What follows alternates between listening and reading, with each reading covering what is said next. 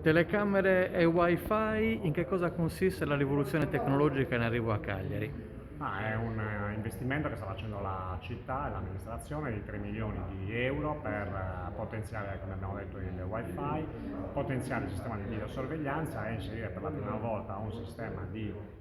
sensori che consentirà di rilevare tutta una serie di dati e darà all'amministrazione tante informazioni e anche ai cittadini, che potranno anche essere a loro volta trasformate poi in servizi e in facilitazioni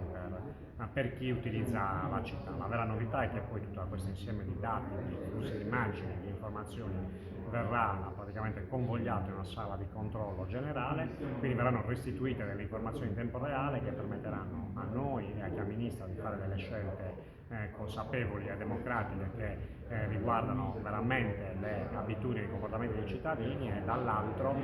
ai cittadini permetterà di avere una serie di servizi e di miglioramenti della qualità quotidiana di vita. Dove saranno installate le nuove telecamere? Diciamo, gli spazi e le aree che abbiamo individuato insieme a Fastweb, perché parte del progetto, sono quelli intorno alle scuole, quindi rendere sicuri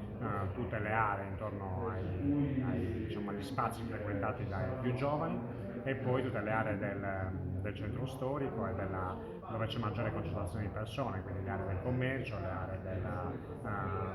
della movida, le aree della ristorazione, in modo tale da poter anche intercettare quei fenomeni a volte di vandalismo che si realizzano in città.